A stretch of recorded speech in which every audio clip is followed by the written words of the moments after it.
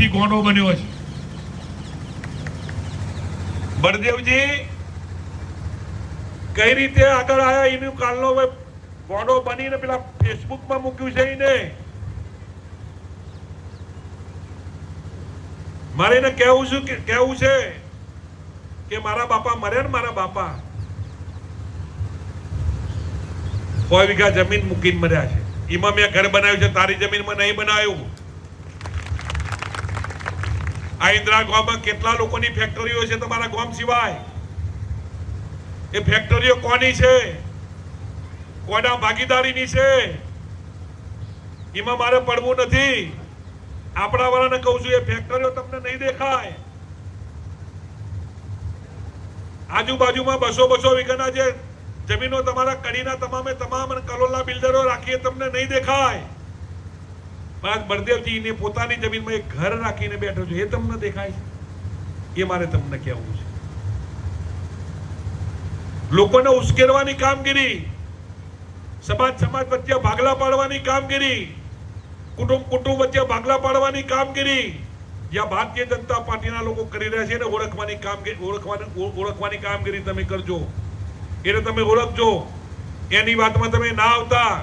અને મેં કહ્યું ને કે આ સીટ જીતા છે તો જ્ઞાનીબેનનો ડંકો દિલ્હીમાં વાગશે, બળદેવજીનો ડંકો ગુજરાતમાં વાગશે અને તમારો બધો ડંકો કડીમાં વાગશે.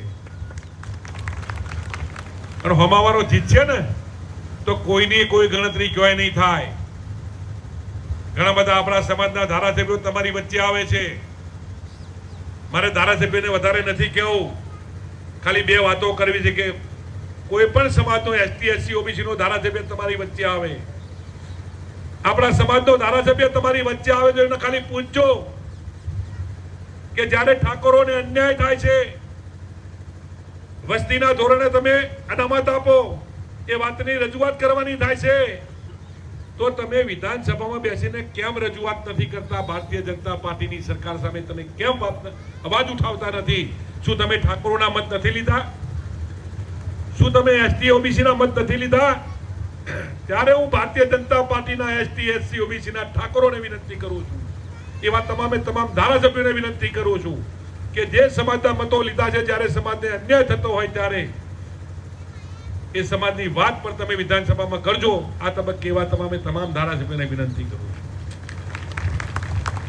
નોમ લેતો નથી. એક ધારાસભ્ય આજ કડીની એક સભામાં વાત કરી, ઠાકોર ધારાસભ્ય, શરમ આવે મને કે બળદેવજી ઠાકોર 5 વર્ષ ધારાસભ્ય રહ્યા, એટલે 5 વર્ષ હું 15 વર્ષ રહ્યો છું. 5 વર્ષ કડીમાં, 10 વર્ષ કલોલમાં. એમને કે એમના ગામમાં શું કર્યું? મારા ગામમાં નહીં, કડી અને કલોલમાં શું કર્યું ખાલી ઇતિહાસ સાંભળવા તો કડીના કલોલના ગામડે જજો, તમને ખબર પડે સમાજ માટે શું લડાઈઓ લડ્યા છીએ. કડી કે કલોલ હોય ને, કોઈ ઠાકોરની જો જમીન ઘસાઈ હોય તો કોઈની માની હિંમત નથી કે ઠાકોરને પાછી ના કરી આપવી પડે. આ કામ અમે કર્યું છે.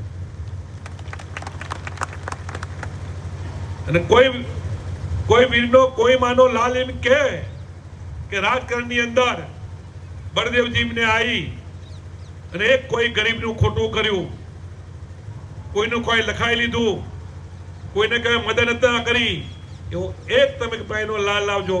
અમે જાહેર જીવન છોડી દેવાની અમારી તૈયારી છે. તમારા બાળકો કઈ રીતે ના ભણી શકે એનું આયોજન ભારતીય જનતા પાર્ટીએ કર્યું. સમગ્ર રાજ્યની અંદર 100,000 પ્રાથમિક શાળાઓ બંધ કરી. તમારા બાળકો ભણી કરીને હોશિયાર થશે તો કોણ કરશે? એવું જે લોકો કહે છે ને, એવા લોકોને ઓળખવાનો પણ પ્રયત્ન કરજો. આ તબક્કે મારે જાજુ કહેવું નથી. જ્ઞાનીબેનને સાંભળવાના છે આપણે. જ્ઞાનીબેન આપણી વચ્ચે આવ્યા છે. મેં કહ્યું તેમ સામાન્ય કુટુંબમાંથી ક્યાંથી ક્યાં પહોંચ્યા. એ ભણ્યા ને એટલા માટે પહોંચ્યા. બહેનવાઈ છે કે આ દીકરીઓ બેઠી ને, આ દીકરા નાના બેઠે એમને ભણાવવાની કામગીરી પણ સાથે કરજો.